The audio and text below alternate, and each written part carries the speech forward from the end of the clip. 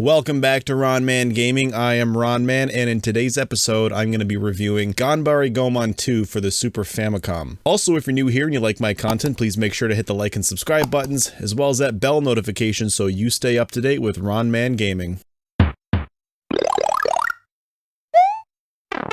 Ganbare Goemon 2 is an action platformer developed and published by Konami for the Super Famicom in 1993. Sadly, this game never left Japan. Thankfully, it is even playable without an English translation patch. The only thing you really need to figure out is how to save the game. It's really not that hard, and I'll show you how in this video. The story here is that Japan becomes under attack by General McInnes and the Bunny Men. Their plan is to westernize Japan. It's not the deepest plot you'll ever see, but I agree with Goemon. Who would ever want to live in the Western world?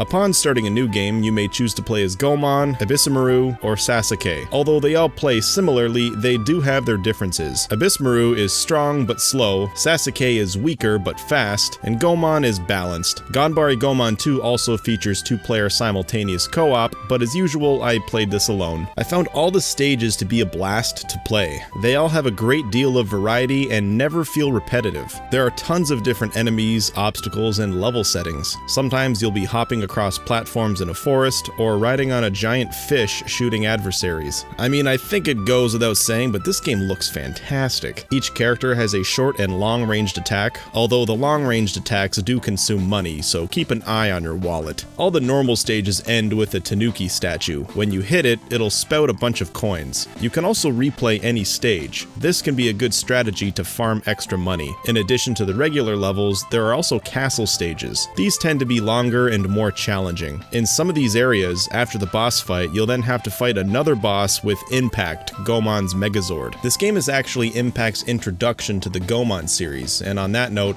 same with Sasuke, this is his first game as well. These Impact boss fights are a lot of fun, but they can be quite challenging as it may take a bit of time to come to grips with what to do exactly. At least that was the case for me. In these unique fights, you'll be able to punch with either fist, block with either arm, and shoot coins. Your life is represented down here by this number, and make sure you keep an eye on it, as even when you're not taking direct damage from the enemy, your life will slowly decrease. The enemy's life is represented by this number up here in the center. Once you've destroyed the huge robot, you'll move on to the next area.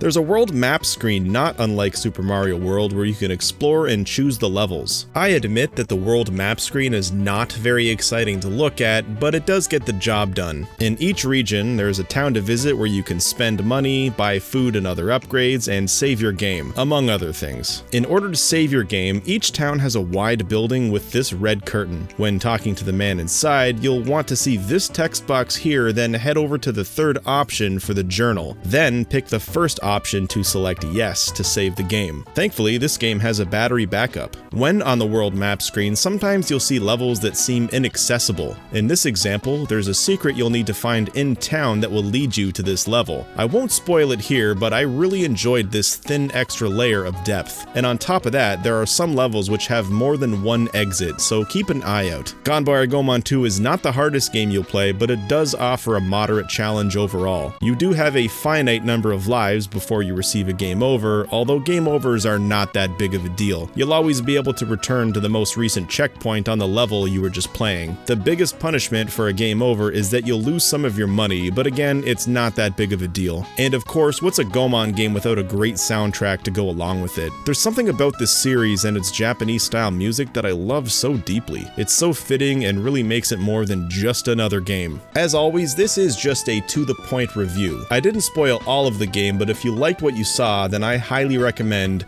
that you check out Ganbare Goemon 2. Anyway, thank you guys so much for watching. My name is RonMan, and I will catch you in the next video.